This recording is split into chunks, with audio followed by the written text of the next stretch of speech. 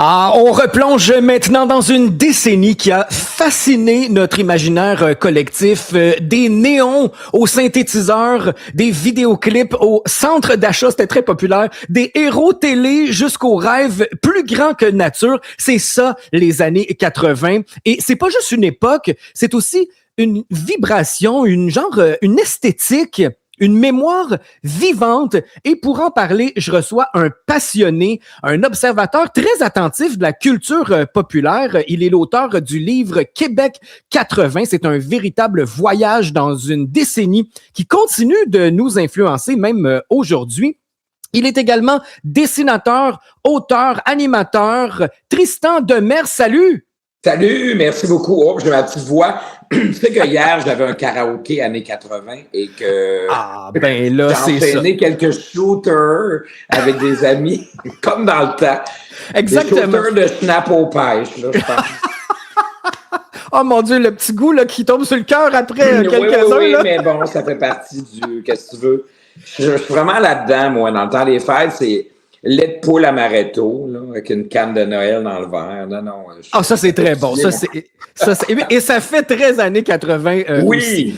Hey, Tristan, je ne sais pas pourquoi et je ne sais pas si c'est la même chose pour toi, mais il me semble que la décennie des années 80, elle est plus marquante que les autres décennies. Je ne sais pas si c'est parce que c'est la mienne, c'est ma décennie préférée, mais pourquoi il y a autant d'engouement par rapport aux années 80? Ben, il y a deux choses là-dedans. Là. Écoute, je suis pas un spécialiste de sociologue. Je suis pas un sociologue, mais j'avais lu à quelque part que c'est à peu près la première fois maintenant où les jeunes, par exemple, ma fille de 16 ans, tripe années 80, on le voit, cette génération-là qui regarde aussi Stranger Things et ainsi de suite. Oui. C'est-à-dire qu'en ce moment, on a de la difficulté. La nouvelle génération, plutôt que d'avoir l'impression que tout est à faire, ils ont de la difficulté à se projeter dans le futur. Ça va pas super bien sur la planète, on a tous remarqué. Hein? Il suffit de regarder les nouvelles 15 minutes pour se rendre compte que même chez les plus jeunes, il y a quelque chose de rassurant à s'attacher à quelque chose qu'ils n'ont pas connu, mais qui semblait plus réconfortant que l'avenir incertain actuel. Là, je fais de la psychologie, de la sociologie de bottine à Saint-Saëns, mais il me semble qu'il y a une part de ça, premièrement, parce que moi, quand j'étais ado, je tripais pas sur ce que mes parents avaient vécu, alors que les adolescents tripent sur ce qu'on a vécu, ce qui est à peu près une première dans l'histoire. Normalement, ils devraient se projeter dans ce qui s'en vient, tu comprends? Oui. Donc, il y a ça. Et puis, je pense aussi qu'il y a une part de ce qui nous a fait vibrer à chacun, parce que quand je parle à mon gars de 30 ans, il s'ennuie plus de Usher que de Cindy Lauper. On se comprend dessus? Fait que ça correspond beaucoup à ce qui nous a fait vibrer. Et puis, c'est une époque où je pense qu'il y avait un réel, il y avait un geste de volontarisme. Par exemple, tu allais t'acheter un vinyle, il fallait toujours bien que tu te déplaces, que tu aies accumulé ton argent de poche, que tu l'achètes. Donc, ton rapport avec l'objet est un rapport unique où tu prenais le temps de rentabiliser ton achat en embrassant l'univers de l'artiste de A à Z, en prenant le temps de lire la pochette. Tu sais, il y a ça aussi. Maintenant, on est dans l'instantanéité. Mm-hmm. Puis je me demande si ça fait pas... Tout est jetable plus rapidement, peut-être. Fait que je pense qu'on le vivait de façon très intense, parce qu'aller voir un spectacle, aller s'acheter un vinyle ou une cassette, il y avait là une anticipation, un désir d'avoir ta cassette de U2 de Michael Jackson à Noël. Ouais. Tu sais, il y avait quelque chose, maintenant c'est au bout des doigts, on l'écoute 3 fois, on change, on a 35 000 tunes sur notre cellulaire. Donc, il y a une espèce d'attachement émotif qui est peut-être moins fort ou privilégié à chacune de ces expressions artistiques-là. Encore là, on jase, je sais pas. Mais c'est très intéressant parce que ça a vraiment forgé toute une génération, puis après ça a inspiré la génération suivante, et jusqu'à aujourd'hui, puis t'as donné l'exemple parfait, et j'aimerais ça qu'on replonge justement dans ces souvenirs-là avec Stranger Things. C'est une série pour les adolescents, les jeunes adultes, mais qui fait référence aux années 80. Et en ce moment, il y a un gros regain pour la chanson I Think We're Alone Now de Tiffany, qui est dans un épisode de la dernière série là, qui est présentement présentée. Donc, je crois qu'il y a une toune des Jackson 5 aussi qui est revenue, qui est dans le top 30 ou le top 20, alors qu'elle est parue il y a 55 ans, cette tune-là. Tu sais, comme quoi, ça ramène... ça fait découvrir, en fait, à la nouvelle génération ces chefs-d'œuvre-là. Et si tu veux, on va écouter Tiffany avec I Think We're Alone Now et on revient tout de suite après pour parler plus spécifiquement du livre Québec 80. Oui. Attends, j'ai une anecdote. Tiffany, qui de mémoire faisait la première partie des New Kids on the Block. Non, l'inverse. Les New Kids on the Block faisaient la première partie de Tiffany, puis ont finalement, au milieu de la tournée, annoncé à Tiffany que ça deviendrait l'inverse. Wow. Elle sortait avec Jordan Knight des New Kids on the Block. Ben oui. Ou Jonathan. Elle sortait avec Jonathan, qui maintenant vend des maisons ancestrales avec des émissions de rénovation. Oui. Bref. Mais t'imagines-tu l'humiliation de dire, écoute, tu sors avec un gars des New Kids, mais on se rend compte que les filles crient chou quand t'arrives. Ce qu'ils veulent, c'est une première partie plus longue, alors on va inverser. Ma belle, ça te dérange pas, ça a dû être terrible. Oh, fin du potin. Hey, oui, mais merci pour cette anecdote-là. Et ils sont encore en contact, hein, parce que j'ai vu sur les réseaux sociaux que Tiffany est allée à un spectacle des New Kids on the Block aux États-Unis. Et puis, elle partageait un direct. Là, c'était vraiment le fun. Drôle. Ouais, c'était la rivale de Debbie Gibson aussi. Et moi, je préférais Debbie. Je suis désolé, je suis team Debbie Gibson. J'étais pas team. Elle a eu deux hits, Tiffany, on va en revenir. Puis elle n'écrivait pas ses tunes autant que Debbie, qui s'est retrouvée à Broadway à composer des chansons pour des comédies. Si tu veux bien, on en reparlera de Debbie Gibson, parce que c'est une de mes idoles, puis j'ai quelque chose à te raconter par rapport à Debbie aussi. Mais écoutons Tiffany avec I Think We're Alone Now, qui est une reprise aussi, parce que tu disais qu'elle n'écrivait pas ses chansons, mais c'est une reprise pour ceux qui ne le savent pas. On revient tout de suite après, je suis avec Tristan Demers pour parler des années 80. C'est la magie Stranger Things qui fait revivre en ce moment I Think We're Alone Now, succès souvenir de Tiffany qu'on vient d'entendre. Je suis avec Tristan Demers. Vous connaissez sûrement Tristan. C'est le créateur des BD Gargouille et de bien d'autres projets jeunesse à Radio-Canada, entre autres. Alors, c'est un plaisir, un privilège, un honneur de jaser de musique avec Tristan Demers. Merci d'être là, Tristan. Ben, ça me fait plaisir. Je glisse un mot sur le fait que ce livre-là, Québec 80, qui est paru en pleine pandémie, je l'ai quand même coécrit avec Jean-Sébastien Girard. On a eu bien du plaisir avec ça. On a fait ça avec des masques à distance, avec un verre de vin par Zoom. C'était absurde. Et on a quand même réussi à concocter une bible de la culture pop des années 80. Si ça vous tente de mettre la main là-dessus, c'est assez rigolo. Absolument, absolument. Et parle-moi-en, Tristan, de ce livre-là. Comment tu as choisi et comment vous avez choisi les thèmes, les images, les références? Parce que c'est 10 ans, là, c'est très, très riche. Comment ça s'est passé, le processus? Oui, il y a une grosse différence entre 80 et 89, là, dans le sens où on résume l'entièreté de la décennie par du spray net, du fluo, mais le fluo n'était pas complètement à la mode, n'était pas à la mode en 80, 81, on était dans le New Wave, puis on sortait de l'époque disco, fin des années 70. Alors, il faut faire attention pour ne pas tomber dans l'espèce de cliché. C'est comme si on parle des années 50, je te dis, patin à roulettes, snack bar, Elvis et robe à crinoline et James Dean et Marilyn Monroe. Ouais, mais c'était pas juste ça. Puis, il y avait aussi à travers tout ça des choses oubliées ou d'autres choses qui n'ont pas marché tant que ça, mais pour une question de mise en marché, sont restées dans l'imaginaire. Fait que, ce qu'on faisait à chaque fois, c'est que je regardais le bilan de la décennie qui était publié en janvier de l'année suivante. Okay. Donc, en janvier 90, tu avais des espèces de bilans de décennie. Et là, il faut faire attention. Parce qu'un bilan, c'est toujours relatif à la mémoire qu'on a liée à l'actualité. Mm-hmm. Ce que je veux dire, c'est qu'il y a des choses insignifiantes dont on se souvient pour toutes sortes de raisons 30 ans plus tard. Il y a des choses hyper importantes, marquantes, qui à l'époque leur semblaient, à l'époque, aux journalistes, quelque chose, comme étant quelque chose qui durerait dans le temps et qui n'a pas duré.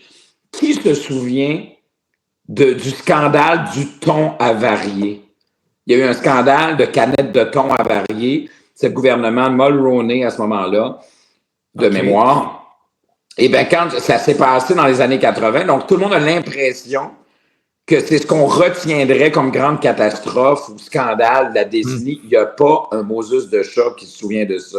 Je ne passerais pas deux pages sur le ton avarié si ça ne... Non, mais si ça ne réveille aucune émotion, tu comprends ce que je veux dire? Fait que oui, à la limite, un petit bloc, quelques phrases, clin d'œil, mais je ne peux pas lui donner à cet événement-là l'importance qu'il avait eue à l'époque, parce que là, ça ne résonne plus. Fait que tu vois, Jean-Sébastien s'est occupé, lui, des entrevues. Il y a 13 artistes qui ont marqué l'époque. Jeannette Bertrand, on a Jean-Pierre Coallier, René Simard, il y a plein de monde. Alors, lui, il s'est amusé à rencontrer ces gens-là pour en faire des entrevues où il porte un regard amusant. C'est le fun de voir que René Simard est capable d'admettre en souriant avec de l'autodérision que c'était un peu too much à l'époque. Il sortait 3 albums par année. C'était vite fait. C'était bien des covers.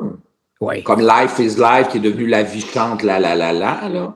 Oui, c'était-tu Kéten, ça? Ben oui, c'était Kéten, mais il dit lui-même, c'était-tu Kéten, mais il était dans cette espèce de machine-là. Fait que c'est ça qui est cool, parce qu'on aurait fait la même entrevue il y a 30 ans.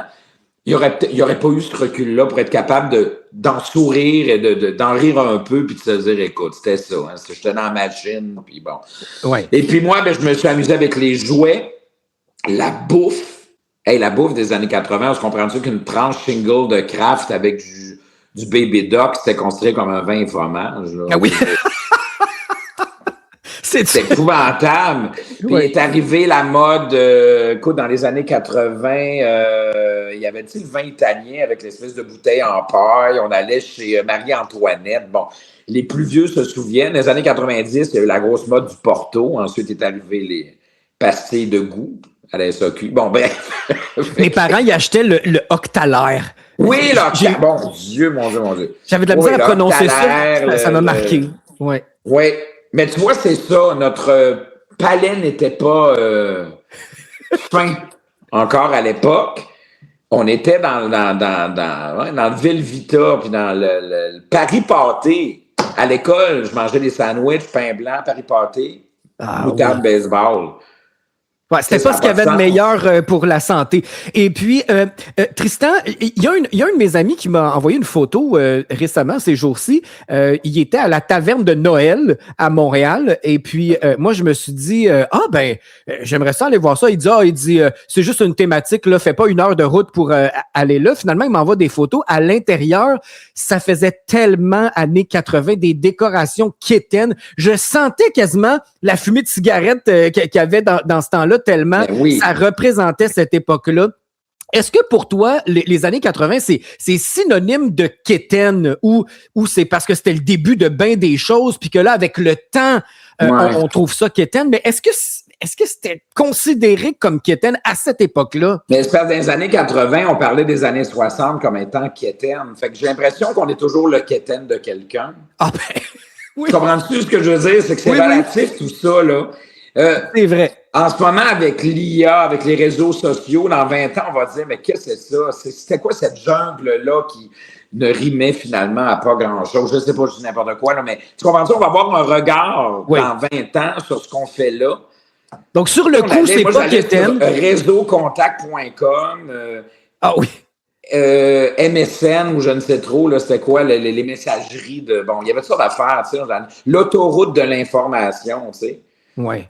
Au début d'Internet, tu sais, on se pouvait plus, là, parce qu'on pouvait chatter avec quelqu'un en direct sur une fenêtre. Oui.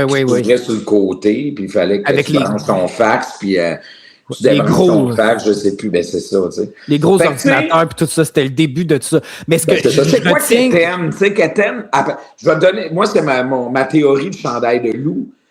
Quelqu'un peut avoir un chandail de loup, on trouve ça quétaine parce qu'on se dit, il a l'air à penser que c'est beau. Puis quelqu'un de branché arrive avec son chandail de loup, tout le monde crie au génie parce que c'est un clin d'œil où on comprend qu'on est quétaine, donc on devient branché. Tu comprends ce que je veux dire? Ouais, mais là, il y a eu un regain là pour tout ce qui est vintage. C'est comme revenu à la mode et c'est ça qui fait que c'est branché. Mais à l'époque, c'était autre chose. On le vivait puis on le découvrait. Mais oui. Et les vidéoclips, là, c'est vraiment... Moi, je retiens les années 80 pour les vidéoclips. C'est ce que je faisais après l'école en 6e année.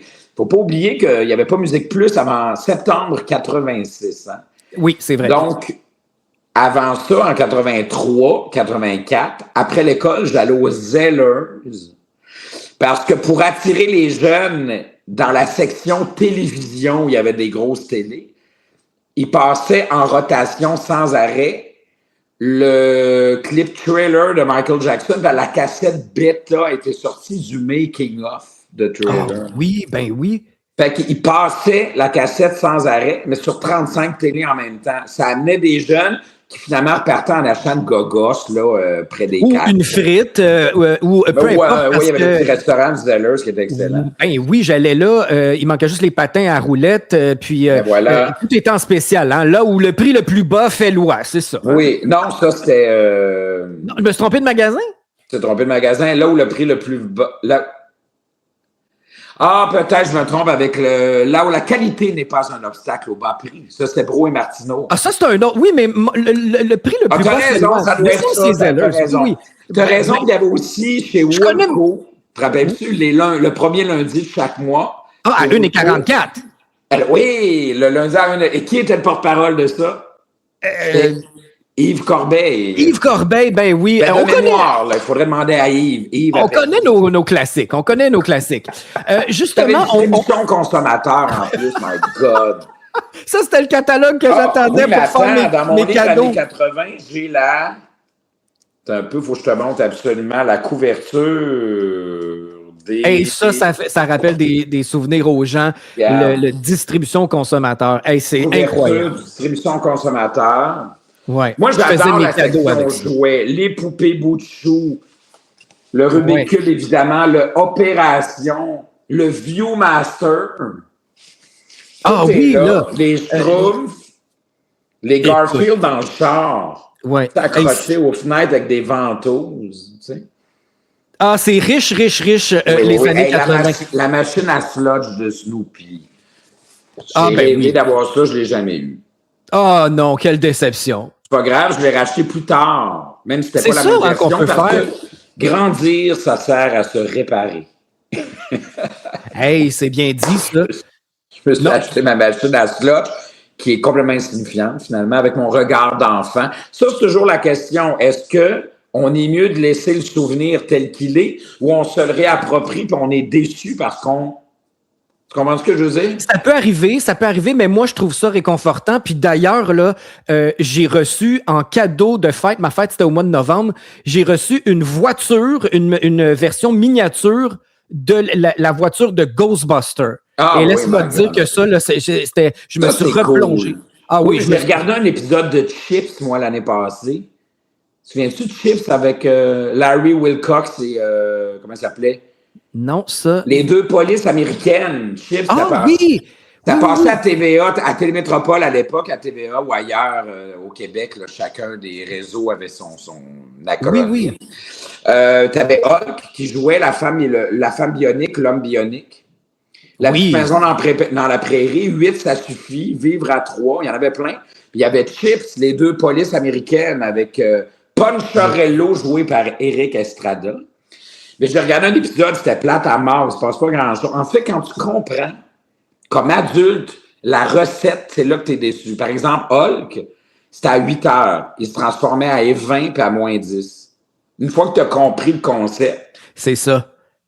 Ouais. Tu le vois venir, il n'y a plus de punch, comprends-tu? Je comprends ce que tu veux dire, puis je le relie à quelque chose que j'ai expérimenté récemment. Mon chum, il est plus jeune que moi, puis on a réécouté les Back to the Future. J'ai été tellement déçu, Tristan. J'étais comme, c'est quoi ça? Le premier est formidable. Les trois, c'était pénible. Mais moi, j'ai jamais trippé là-dessus, Back to the Future. Je trouve que le scénario du premier est encore hyper solide. Il n'y a rien qui marche pas. On dirait que Ah, ça moi, le défait la semaine doc passée. m'énerve, tout m'énerve. Là. J'ai vraiment pas trippé. Moi, c'était plus Ghostbuster. OK. Ça, c'était mon trip. Ben, c'est ça, t'as pas trippé tant à l'époque, mais pourtant, Non. le scénario, je trouve encore super bien ficelé du premier. Tout marche, tout fonctionne. C'est un classique. Qu'est-ce Ben, que tu écoute, penses des remakes qui font de nos classiques, justement, des années 80? Là, je te parlais de Ghostbusters. Il y a des nouveaux films Ghostbusters qui sont sortis dans les je dernières les ai années. pas vus. Ça Je les ai t'intéresse pas pas? vus, mais... Quel est ton regard vers Ben, moi, j'ai les pas trippé remakes? Ghostbusters, mais zéro, là. Tu vois, c'est OK, OK. l'inverse. Moi, j'étais très Back to the Future, mais j'étais pas Ghostbusters. Quand ça devient fantastique, pourtant, j'ai adoré E.T. Ah oui. D'ailleurs, bouge pas, je vais te présenter quelqu'un. Bouge pas. Ah ben, avec plaisir. On aime ça, des invités spéciaux de même, des surprises. Moi, j'aime toujours ça. Alors, j'ai hâte de voir qu'est-ce qui va nous sortir. Un E.T., évidemment, C'est avec mon E.T. de Noël. avec sa tuque de Noël. Hey, là, je suis jaloux. Je suis jaloux. Il est J'ai une content. relation avec E.T., moi. Voilà. Je m'identifiais à lui. Je voulais retourner avec lui sur sa planète.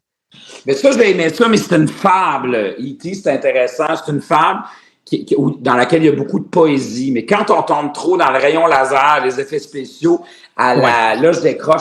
Tu vois, Back to the Future, c'est vintage. Il n'y a pas, à part le char avec les 2 lignes de feu, là, on n'est pas dans Star Wars, tu vois.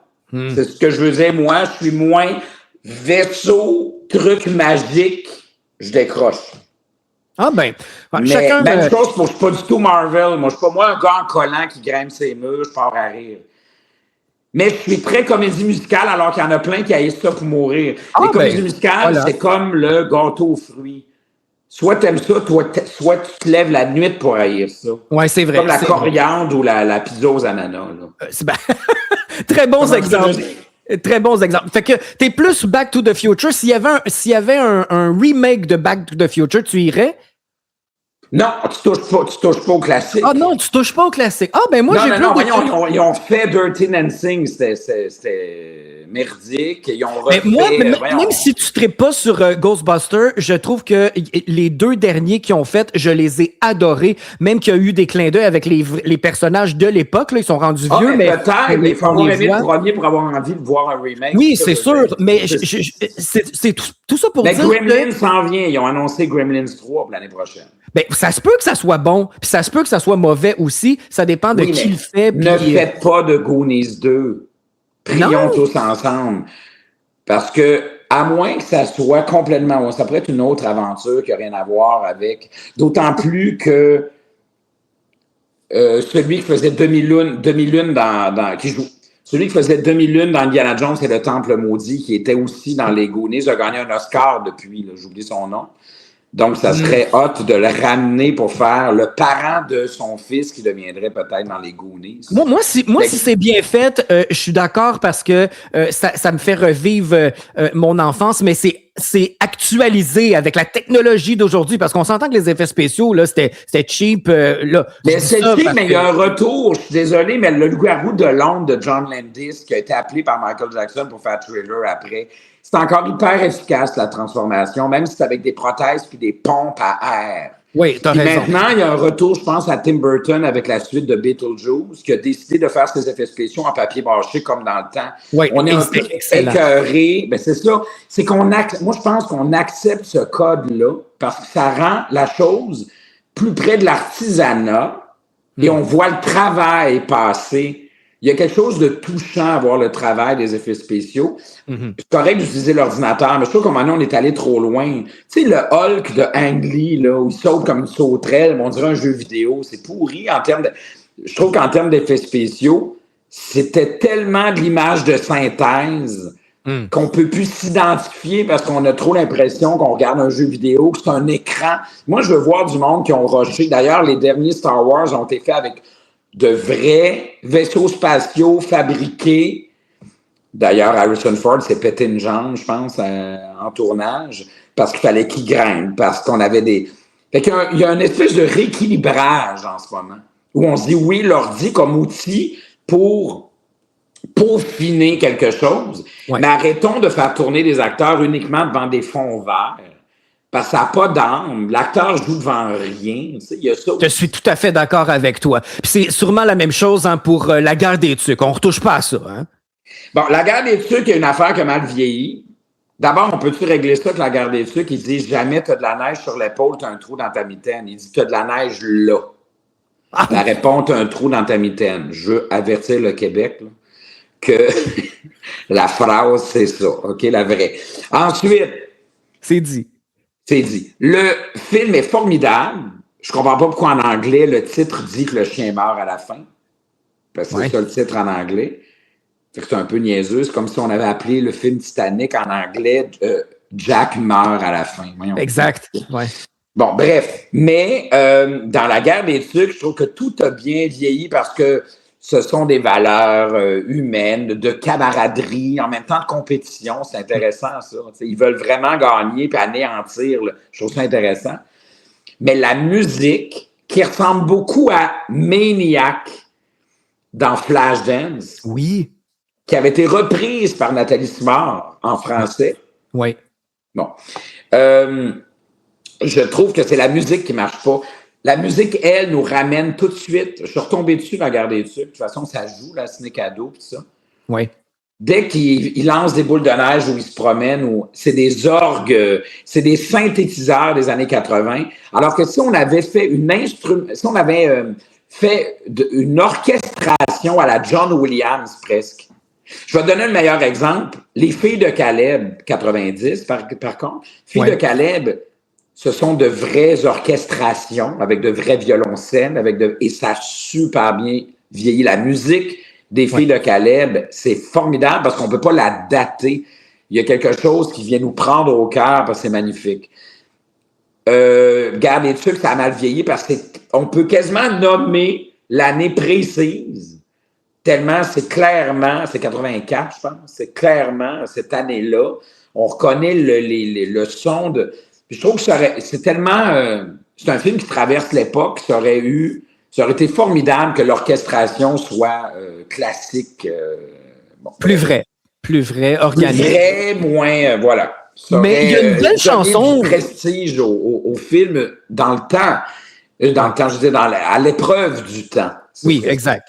Mais il y a une belle chanson qui s'écoute encore très bien aujourd'hui. C'est L'amour a pris son temps avec justement Nathalie Simard, la voici à Radio Unicité. Je suis avec Tristan Demers. On fait un spécial années 80. Il y a des chansons comme ça qui vieillissent bien. Moi, je trouve que ça s'écoute bien encore aujourd'hui. L'amour a pris son temps. Oui, magnifique. D'ailleurs, le compositeur est décédé récemment. Je crois que Nathalie Simard en avait parlé sur ses posts. Mais oui, écoute, c'est formidable. D'autant plus qu'on regarde les nouvelles, il y a de la guerre partout. Fait que ça nous ramène à nos jeux d'enfants.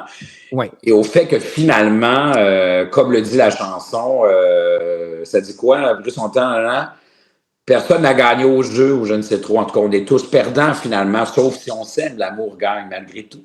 Oui, c'est un beau message. Tristan, tu as écrit avec Jean-Sébastien Girard, Québec 80. Est-ce que tu décrirais cet ouvrage-là un ouvrage nostalgique ou c'est de la mémoire collective?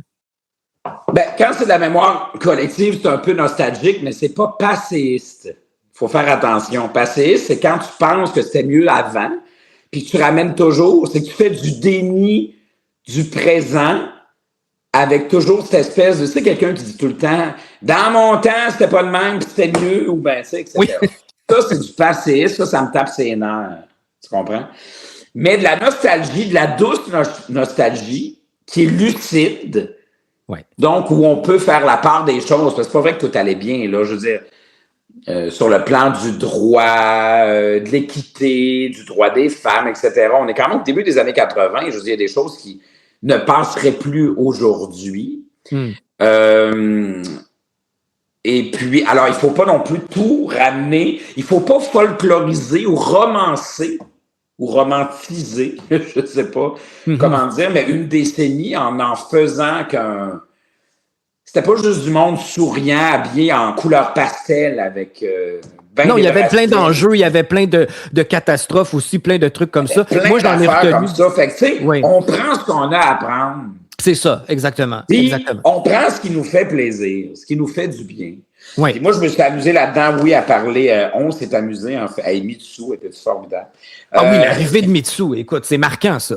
Ben, oui, puis regarde, ça, c'est des objets du quotidien. Tu sais qu'en ce moment, j'en vends beaucoup aux professeurs, 6e année, secondaire 1, secondaire 2, dans le cadre du cours d'univers social, nos anciens cours d'histoire, ça s'appelle l'univers social maintenant. Puis les années 80, parce qu'ils parlent du premier référendum, ils parlent de René Lévesque, fait que les années 80, veut pas, pour un enfant de 12 ans, pour un ado, c'est comme Duplessis, là. Ça lui paraît aussi loin, comprends-tu? Nous autres, on en parle avec nostalgie parce qu'on a un lien affectif. Oui. Mais pour eux, ils ont tout à découvrir. Et comme en ce moment, il y a un retour des vinyles et de tout ça, oui. Ben, les profs s'en servent. Il y a plein d'anecdotes là-dedans. Donc, les profs s'en servent pour parler de l'univers de la télé, des émissions, les satellites popettes.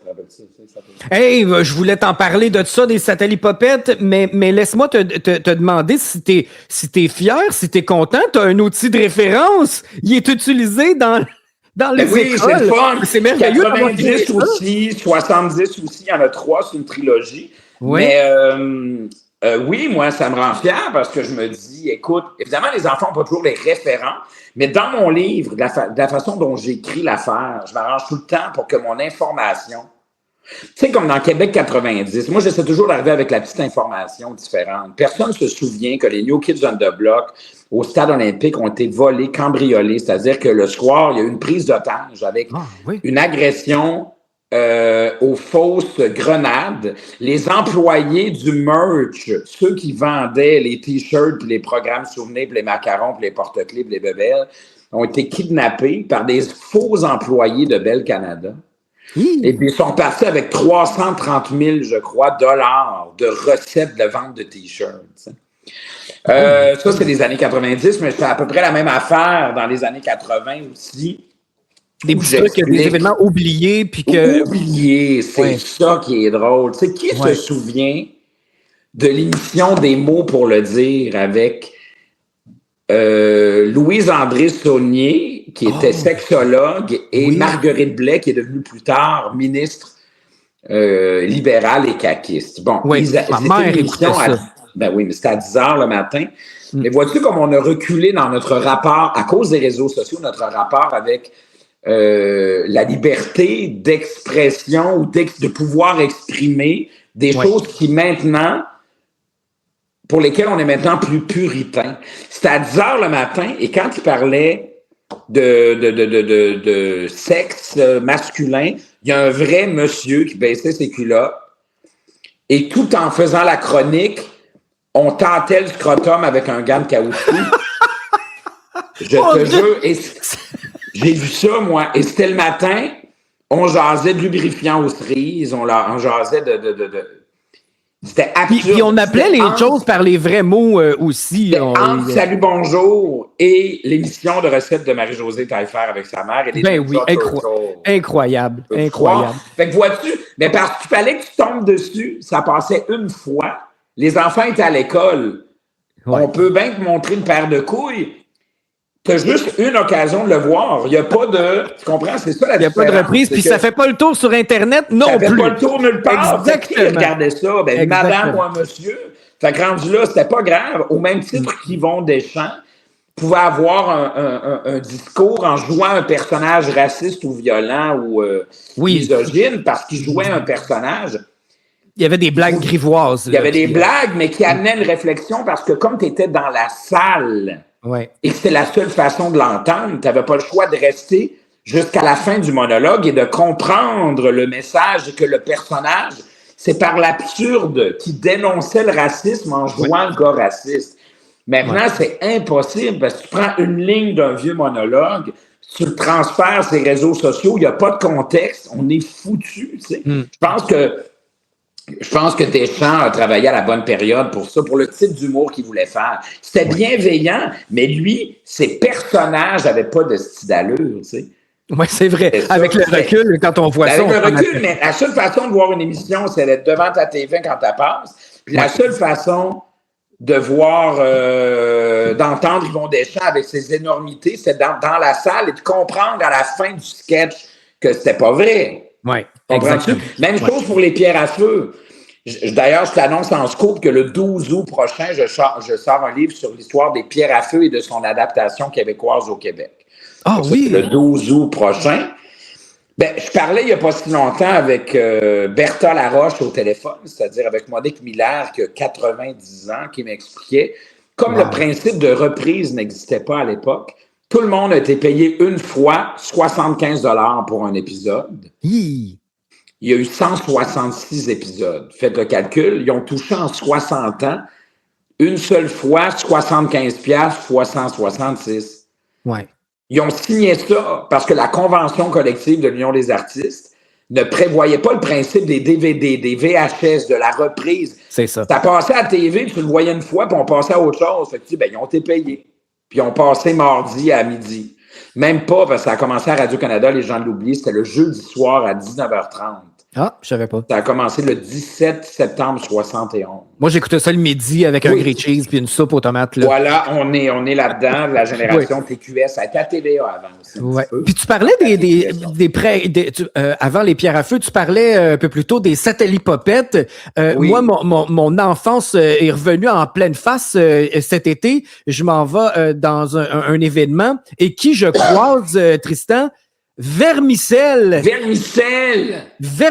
qui était là, je capotais, j'en revenais pas. Mais attends, comment tu l'as reconnu? Il est rendu à 60 ans, monsieur. Ben c'est un de mes amis qui m'a dit, je suis avec Vermicelle. J'ai dit, Vermicelle, c'est qui ça? Sur le coup, j'ai pas catché. Tu te rappelles pas de Vermicelle dans les satellites? Ben oui. Fait que là, je l'ai su. Puis quelle belle rencontre. Il est super sympathique. Fait que je l'ai invité à faire de la radio. Puis on a joué au satellite Popette. Ben voyons donc. Oui. Ben moi, je l'avais rencontré, mais j'avais été reçu sur l'émission avec mes premières BD avec Gargouille. Il faut se rappeler qu'à l'époque, Gargouille, c'était fort dans le sens où j'étais le petit gars au Québec qui faisait de la BD. Là. C'était pas le seul, mais les médias jouaient cette carte-là. Ce qui fait que je me ramassais sur toutes les shows. Ça allait de Jeannette Bertrand en mangeant au souper à... Je faisais la tournée, dans le fond, avec Maë Paiement, Guillaume le Métivierge puis Vincent Bolduc. On était sur des shows de télé. Puis j'avais reçu... On m'avait donné le drapeau du bonheur au satellite Popette. Wow! Un drapeau que je n'ai plus. J'ai dû le perdre dans un déménagement. Dieu. Hey, mais c'est marquant. Moi, j'aimais ça, là, cette émission-là. Et puis, ça m'a rappelé de beaux souvenirs. Et puis, c'est une belle rencontre. Là. Il est super sympathique. Daniel, de son vrai nom, Vermicelle. Écoute, j'ai tellement de choses à te dire, Tristan, puis le temps passe vite. Je veux faire une petite section controversée. Parce qu'il y a des choses qui m'achalent en ce moment avec le wokisme qui prend beaucoup d'ampleur. On est en train de taper sur les drag queens parce qu'ils ont une remontée de popularité. En fait, une remontée. Ils sont beaucoup plus présentes à la télévision, dans les médias, et il y a beaucoup de haine qui circule et on a oublié que dans les années 80, il y avait l'arrivée de Boy George. Ben, t'as tellement raison, Boy George. Oui, mais on n'en faisait pas de cas parce que tout le monde est androgyne. Hey, je vais même te donner... Allez voir sur Internet la couverture, la pochette d'un des albums de Poison. Les 4 gars sont plus féminins que...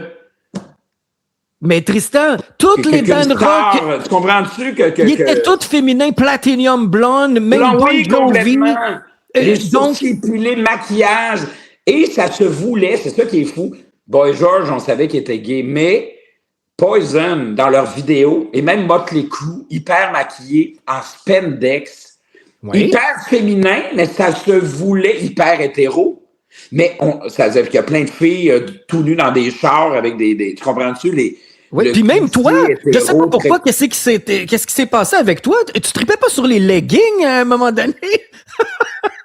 Non, mais moi, j'ai porté des leggings, par exemple, pour vrai. C'est quand j'ai porté des leggings en 91 ou 90, j'ai été porte-parole d'une campagne pour le reboisement des forêts au Québec sous le gouvernement. Je pense que c'était Bourassa à ce moment-là, en tout cas, bref. Mm-hmm. Je travaillais pas pour le gouvernement, mais bien pour ça veut dire le gouvernement et non le Parti libéral. Là, c'est le gouvernement au pouvoir. Le ministère des Terres et Forêts, qui n'existe plus, m'avait demandé d'aller remettre des pousses d'arbres au Parlement. Tu as fait ça en legging, toi? J'ai fait ça en legging avec des bottes. puis un grand veston à épaulettes avec des studs. Oh my God! Au Salon Bleu, je m'habillerais plus de même, mais... Non, aujourd'hui, tu ferais pitcher les roches puis traiter de tous les noms. Oui, oui, mais parce qu'on a une voix. C'est-à-dire que tout le monde te voit. Donc, les deux colons qui m'auraient pitché des roches ou qui n'aimaient pas Boy George, ils en parlaient entre eux. Je faisais la discussion, as-tu vu le fif qui chante, là? Elle se faisait dans un bar entre deux gars. Il n'y avait pas 317 000 followers qui les appuyaient dans leur... C'est vrai. Comprends ce que je veux dire? Mais au niveau de la société, Tristan, qu'est-ce qui s'est passé pour que, à l'époque, dans les années 80, on reçoive bien Boy George, puis là, je t'ai dit ça parce que The Cure. The Cure, Dead or Alive aussi, avec Pete Burns. C'était coloré, on se posait pas de questions. Hey, Annie Lennox, là, avait l'air d'un gars. Oui, elle était très androgyne aussi, c'était pas clair. Mais moi, je me souviens pas qu'on ait dit à l'école que Boy George était gay. On trouvait que c'était un gars habillé drôle et maquillé. Je me souviens même pas qu'on ait fait de lien direct avec son orientation sexuelle. Fait que pourquoi aujourd'hui on que l'orientation sexuelle était plus pénalisée qu'aujourd'hui. C'est-à-dire qu'il y avait un tabou pareil. Quelqu'un qui était vraiment gay ne pouvait pas, dans les années 80, faire un coming out de la même façon que maintenant. Mais maintenant, les gens qui font une association homophobe rapide ont une voix pour cracher leur venin. C'est ça la différence. Mais est-ce que tu vois ça comme un recul de la société? On n'est pas supposé d'avancer, nous? Je vois ça comme une mise en lumière de quelque chose qui existait. Je pense pas que la société... Je vois ça comme une mise en lumière, de par les outils technologiques, de quelque chose qui a toujours existé. L'humain étant ce qu'il est. Je vois pas pourquoi l'humain... Parce qu'il y en a qui disaient, oui, mais l'humain a comme reculé. On dirait, non, l'humain, les épais étaient moins visibles. Okay. Moi, c'est ma théorie, là. Ben, je peux pas croire que tout à coup... Pourquoi l'humain aurait été meilleur il y a 40 ans, alors que c'est un humain? L'humain étant ce qu'il est, où il y a de l'homme, il y a de l'hommerie, comme on dit. Oui, exactement. Parce que, d'après moi, c'est plus une question de mise en lumière. On met le follow spot. Mm-hmm. Avant, deux personnes qui croyaient que la Terre était plate, ils en discutaient chez Vanout ensemble, puis ils retournaient chez eux après. C'est vrai. Et là, c'est 200 000 personnes qui disent oui. Tout le monde finit par croire que c'est les gens autour qui ne le pensent pas, qui sont hors de la vérité et que c'est eux les caves. Vous comprenez ce que je veux dire? Ça oui, c'est exactement comme ça. Ces deux niaiseux-là, ils existaient pareil avant. Ben, les 300 000 niaiseux, ils existaient pareil, mais chacun était dans un bar ou un café différent ou un salon différent en train d'en parler, mais sans que les gens puissent se réunir pour avoir une force. Ouais. Non, mais c'est bien. On tente une explication, là, mais... sociaux, les réseaux sociaux n'existaient pas à cette époque-là, donc on n'avait pas la possibilité de savoir tout de tout le monde. Là, mais la vérité, en plus, là, c'est que dans la vraie vie, là, quand je trouvais, dans les années 80, si je trouvais qu'une madame avec un manteau qui était pas beau de l'autre bord de la rue, ça passait, tu traversais pas la rue pour dire « Excuse-moi, madame, t'as l'air d'une guidoune avec ton manteau, il est laid, il est orange, arc. » Personne n'allait dire ça à une madame gratuitement. C'est ça. Maintenant, sur Internet, t'as 5000 personnes qui vont la traiter de conne parce que son manteau est pas beau. Oui. Quelle époque, hein? Quelle époque. Oui, on n'a pas que... Oui, on s'est échangé un peu avant l'entrevue, puis je suis jaloux, Tristan. Apparemment, tu as vu Michael Jackson. Hey, moi, je l'ai vu Michael Jackson. Je suis content de la tournée Bad Tour. Il faut que je t'explique qu'il était venu, je pense que c'était le 16 ou 14 septembre 84 au Stade olympique à Montréal. Mon père avait pas les moyens de m'acheter un billet, puis le billet était 40$, il n'y a rien là, mais il n'y a rien là à l'époque. Puis dans ce temps-là. On n'était pas riches, bon. Bref. Fait que c'est la seule fois de ma vie où j'ai foxé l'école avec mon ami Éric Tremblay, secondaire 2, pour aller écouter les répétitions par les piscines olympiques l'après-midi. À travers les piscines olympiques. Eh bien oui. On entendait du bruit, mais écoute, le son est tellement pourri au stade. Ouais. On entendait les tests de son jusqu'à ce que 2 gardiens de sécurité viennent nous chasser. Ah, donc, oui. on a chié dans nos culottes, on est parti à courir, puis on est parti. Bon. Puis là, je me suis dit, je vais me reprendre, moi, en 88. Je suis parti avec une amie en autobus à Washington, mais sans avoir de billet, en me disant que je réussirais bien Il n'y a pas Internet dans le temps. C'était pas ton billet, là, physiquement. Comment tu fais pour trouver? Pense-y, là, t'as pas Internet. Le show a lieu, les billets sont déjà vendus. Ta chance, c'est physiquement de te déplacer, d'arriver 2-3 heures avant l'événement, puis de l'acheter d'un scalper autour. Oui, j'adore ça. C'est mon genre, ça. Non, mais c'est la seule affaire. Fait que je l'ai eu, le billet était 25 $. Hey. Je l'ai eu à 90, qui était quand même cher pour l'époque. 25, il n'y a rien là, mais bon. 90, mais le show était commencé. Donc, il y avait 2 tunes. J'ai manqué 2 tunes. Les 2 premières tunes. Le reste, c'était correct. Ben, chanceux parce que moi, j'ai pas eu... l'avoir vu, tu sais. Ben oui. Puis pour me consoler, on va écouter The Way You Make Me Feel, suggéré par Tristan Demers. Sur l'album Bad, justement, qui est le 3e opus réalisé, produit par Quincy Jones. Après, Jackson a fait la gaffe de le flusher. Il est devenu un peu dans sa bulle, hein, le King of Pop, là, qui a déliré un peu. Alors, il s'est éloigné de ses billets gagnants, en fait, de ses numéros chanceux, parce que Quincy Jones, c'est tout un producteur. Tu vois. On revient tout de suite après avec Tristan Demers pour un spécial années 80 à Radio Unicité. Je pourrais parler des années 80 pendant des heures, des jours. C'est la signature de Radio Unicité Retro Wave, tout ce qui se rapporte aux années 80. Et je suis avec Tristan Demers. On passe un bon moment ensemble à parler de cette décennie très colorée. Tristan, qui est auteur du livre Québec 80 en compagnie de Jean-Sébastien Girard. C'est un bel ouvrage qui est devenu une référence parce qu'il nous disait il y a quelques minutes que c'était utilisé dans les écoles par des professeurs pour parler de la culture de l'histoire des années 80. Alors, si tu pouvais revivre une époque, une journée peut-être précise des années 80, ça serait laquelle? Y a-tu quelque chose là, que tu aimerais revivre aujourd'hui? Que j'ai manqué peut-être? Ou peut-être, oui, que tu étais peut-être trop jeune, trop petit. Ben, c'est une drôle d'époque. Hein? Il y a des choses qui sont propres à cette époque-là, puis il y a des choses qui sont propre à l'adolescence. Puis des fois, on a tendance à l'associer à une époque. Ça faisait, moi, je me souviens, j'allais niaiser là, à la place Versailles. Tu comprends-tu? Ah oui. Qui n'a rien à voir avec le château de Versailles, soyons. Non, pas du tout. Puis quand je vois ma fille de 16 ans avec des chums de filles qui vont niaiser au centre d'achat, je me dis, OK, c'est pas une question d'époque, c'est une question d'âge. Tu sais, t'es pas assez vieille pour sortir dans des vrais... T'as pas d'argent, mais tu vas aller manger... une patate frite en niaisant au magasin, tu sais, au centre d'achat. Je savais pas qu'ils faisaient encore ça aujourd'hui. Mais ils le font encore, c'est ça qui est drôle. Ils vont niaiser chez Ardennes puis chez... Oui, c'est sûr.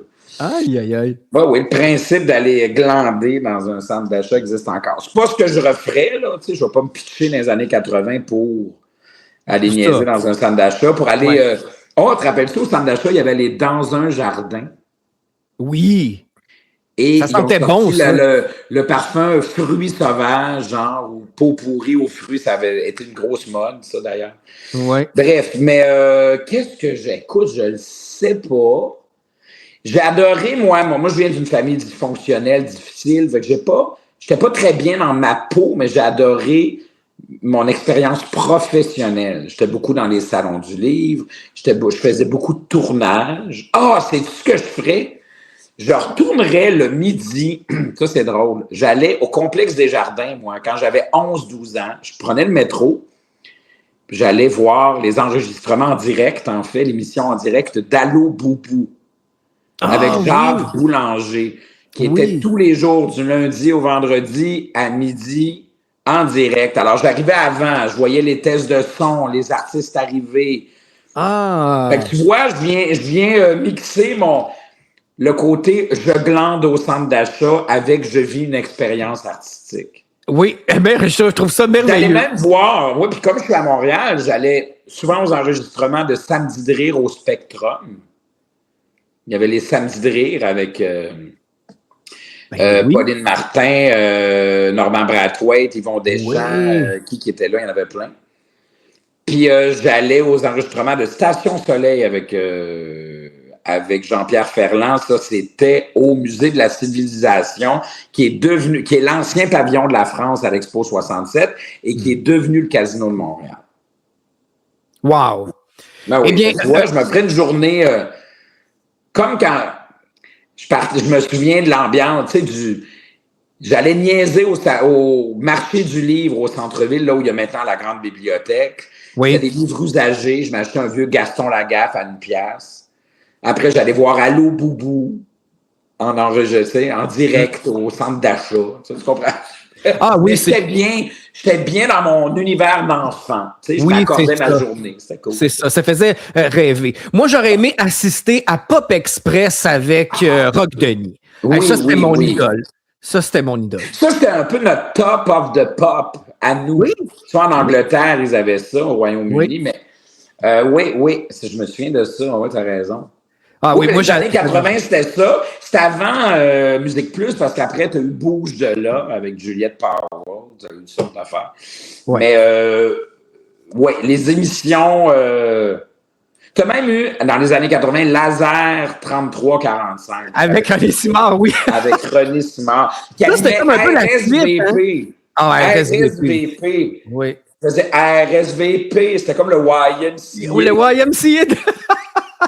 C'est merveilleux. Moi, exact, là, c'est tellement coloré, cette décennie-là des années 80.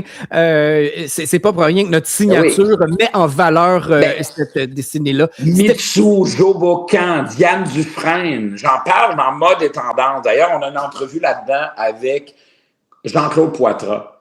Parce qu'à chacun des chapitres, on a une entrevue avec quelqu'un qui a marqué cet univers-là. Et quand on parle de mode, Jean-Sébastien a fait une entrevue avec Jean-Claude Poitras pour comprendre avec le recul c'était quoi. Puis je pense qu'il dit une affaire sur la mode qui est vraiment le fun. Il dit quelque chose, en tout cas, je ne sais plus exactement, mais il dit « Je préfère avoir trouvé ça laid, mais audacieux et décomplexé que d'être dans la retenue puis de manquer d'audace. » Tu sais, il y avait quelque chose de théâtral au niveau de la mode qui était hyper assumé. C'est sûr que ça a mal vieilli, là, des ceintures en ville, des épaulettes de Goldorak. C'est pas grave.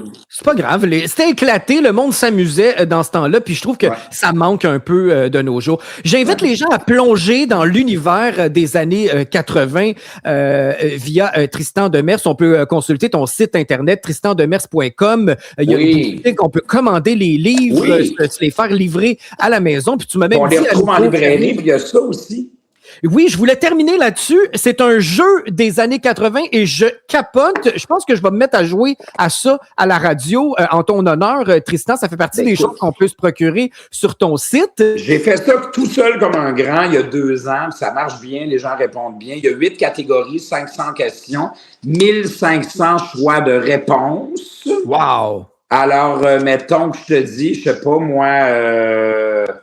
Attends un peu, j'essaie de voir qui était le commanditaire de la première tournée de Céline Dion, la tournée Incognito. C'était pas sa première. Qui était le grand commanditaire? Là, j'ai des choix de réponse, mais L'Oréal. Revlon. L'Oréal, non? C'était tous les prix Kentucky, présente Céline. J'étais loin! J'étais loin, hein? Tu peux te mettre du gras de poulet dans la face comme crème hydratante, mais ça ne marchera pas, tu sais. Mais c'est très drôle, tu sais. D'ailleurs, elle était porte-parole de Chrysler. Oui. Des magasins Labé et de... Non, pas de Labé, de Simpson. Oh my God. Oui, elle chantait « Montréal, c'est ma ville. Simpson, c'est mon style. » Je me souviens de ça. Mais ça passait peut-être moins en région parce que c'était Simpson à Montréal, mais en tout cas. Oui, c'est vrai, nous, on avait Chrysler, les chars, le poulet. Ça, je m'en rappelle. Ça, je m'en rappelle. Moi, j'étais un gars de Granby, fait qu'on n'avait pas de Labé, on n'avait pas de Simpson non plus, fait que j'ai manqué cet épisode-là. Bref. Il y a des sur les jouets, il y a des anecdotes aussi. Écoute, il y a 500 questions, si ça vous tente. C'est en librairie, sinon sur ma boutique en ligne, c'est assez rigolo. C'est Québec 80. Le quiz, ça dit 500 questions pour s'éclater et revisiter la décennie fluo. Ah oui, moi, je vais jouer avec ça, là, et puis on va se remémorer de bons souvenirs. C'est très agréable. Puis j'ai gardé le meilleur, selon moi, pour la fin, quand on parle de look des années 80 que toutes les filles adoptaient, c'était le look de Madonna. Ça a tellement fait parler. À l'école, j'avais des amis avec des grosses boucles d'oreilles, des bracelets à pu finir. Ça, c'est Madonna là, qui a parti ça. C'est Madonna. Moi, j'ai eu la chance de voir tous ces shows, sauf le Virgin Tour. Donc, elle a parce fait que t'étais 12 trop ou 13 tournées, mais donc, j'étais au Forum de Montréal en 87 pour la tournée Who's That Girl. J'étais par terre, 14e rangée en avant avec ma Chanceux. cousine. Chanceux. Mais j'avais attendu 26 heures dehors. Aïe, 26 heures. C'est vrai, il y avait des gros line-up, les gens couchaient dehors. On couchait dehors, il n'y avait plus à ce moment-là, je m'en souviens. C'était absurde. Mais, ben oui, évidemment, Madonna. Et moi, je me souviens qu'on se disait, hey, Madonna, Cyndi Lauper va durer beaucoup plus longtemps, va marquer les esprits. J'adore Cyndi Lauper aussi, c'était deux univers. Ouais, mais moi aussi. personne ne s'attendait à ce que Madonna remplisse encore des arénas ou devienne une espèce de, parce qu'elle a su devenir une espèce Elle s'est réinventée. Exactement. Mais on disait que c'était un feu de paille à l'époque. Oui, exactement. Ben voyons donc, quelle erreur. Tu sais, ben oui. Oui, mais je peux comprendre. Quand tu écoutes le premier album, il n'y a rien qui dit qu'elle va faire des choix de s'entourer de grands créateurs. Jean-Paul Gaultier. C'est-à-dire qu'elle avait une vision, puis on ne le voyait pas dans le premier album. C'était mignon. Voix de canard un peu nasillarde, avec des pop un peu. Tu sais, c'était du post-punk, là, ou de la pop new wave un peu, là. Puis finalement, OK, tournée théâtrale avec des tableaux. C'est ça, en fait, je pense que c'est en show qu'elle a réussi à trouver sa signature, parce qu'elle était la première à créer à presque faire des comédies musicales ou des spectacles musicaux avec des vidéoclips sur scène et des univers. Il y a toujours 4 univers dans chacun de ces spectacles avec des... Oui. Ça devenait... Donc, mais à l'époque, c'était nouveau parce que un peu comme Jackson a renouvelé le clip avec Trailer. Oui, exact. Puis elle provoquait aussi, hein, elle jouait la carte de la provocation avec sa robe de mariée pour Like a Virgin, et puis masturbation sur scène. Oui, mais ça, je l'ai vu ce show-là, moi, le Blonde Ambition Tour, je l'ai vu à New York. Wow. Et il y avait un silence, parce qu'à un moment donné, à la fin de Like a Virgin, elle se frotte sur un coussin, mais je veux dire. Ouais. Avec le recul, on comprend bien que c'est une chorégraphie de jeu de hanches. Bon. Mais dans ce que ça évoque, l'idée de masturbation, avec des hommes avec des seins en cône et en talons hauts, androgynes autour d'elle, tout en criant « God, my God », alors elle jouit, il y a des croix. Bon. Il faut se reporter à l'époque aussi, là. C'était quelque chose, c'était audacieux. Je me souviens du silence à ce moment-là, du malaise dans l'aréna. C'était quelque chose. Oui, puis content d'être là, j'étais comme « Oh yeah! » T'as vécu un moment mémorable, puis dans d'autres pays, la police a débarqué. À Toronto. À Toronto, ils ont voulu faire annuler le show. On le voit dans son film Truth or Dare, In Bed with Madonna. Oui. Là. Oui. On le voit bien, c'est à Toronto, ils veulent faire annuler le show. Elle fait, voyons, fuck off. Puis le pape aussi s'est prononcé en Italie pour faire bannir, la faire bannir puis annuler le spectacle. Oui, mais ça a fait vendre la copie, là. Elle a compris la game. Ben oui, puis elle est encore là. Ça a été une des premières à parler du sida aussi, de façon avec Elton John et d'autres, mais Liz Taylor aussi qui en parlait beaucoup, mais quand même à l'époque, d'assumer cette affaire-là, c'était quelque chose. Oui, elle a brisé des tabous, elle a aidé la communauté gay à s'afficher, puis elle a fait beaucoup. Moi, c'est mon idole, en fait, puis je suis pas pris dans les années 80, c'est que je trouve que c'est une des carrières les plus extraordinaires. Longévité de carrière, réinvention aussi. Voilà. On pourrait faire quasiment une émission spéciale sur Madonna. Elle réinvente sa musique et son visage aussi. Aussi, oui, là, on la reconnaît moins, mais bon, ça, c'est un autre sujet. C'est une autre émission, ça. Exactement. Tristan, j'ai le goût. Bientôt pour Madonna, d'ailleurs, avec le producteur de Confession of the Dance Floor. J'attends ça avec impatience. Je pense que ça va être un tournant marquant, un nouveau chapitre pour Madonna. Ça s'en vient en 2026. Tristan, j'ai le goût de te réinviter pour Québec 90 parce que c'est la première fois qu'on se parle. Tu as plein de choses à dire. Tu es hyper branché. Ça a été très agréable de se remémorer des souvenirs ensemble. Merci d'avoir accepté mon invitation. Merci tellement à toi. C'est toujours un plaisir. Moi, je suis un sac à anecdotes.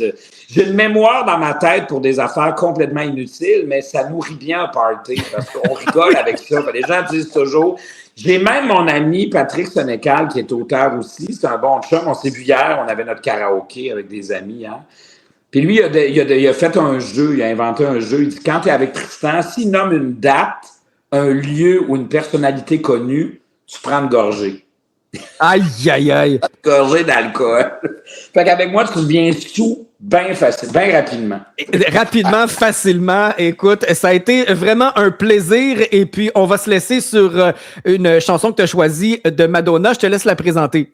Oui, c'est Into the Groove du film Recherche Suzanne désespérément que j'ai revu avec ma fille et que j'ai trouvé qu'il avait moins bien vieilli. Tu sais, on parlait tantôt. Oui. C'est comme la Cherry Blossom. Est-ce qu'elle est vraiment plus petite qu'avant ou c'est ta main qui a grossi par rapport? Donc, c'est vrai. Je laisse les auditeurs sur ce questionnement.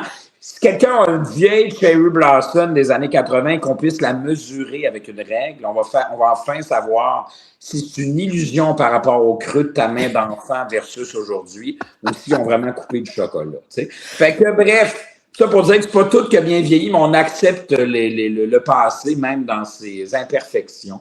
Heureusement, la musique de Madonna. La musique a mieux vieilli que ses films. Voici Into the Groove suggéré par Tristan Demers. tristandemers.com pour aller consulter son univers et vous procurer ses livres, jeux et le suivre aussi sur les réseaux sociaux. Oui. Merci Tristan. Hey, merci à toi, super gentil. Salut.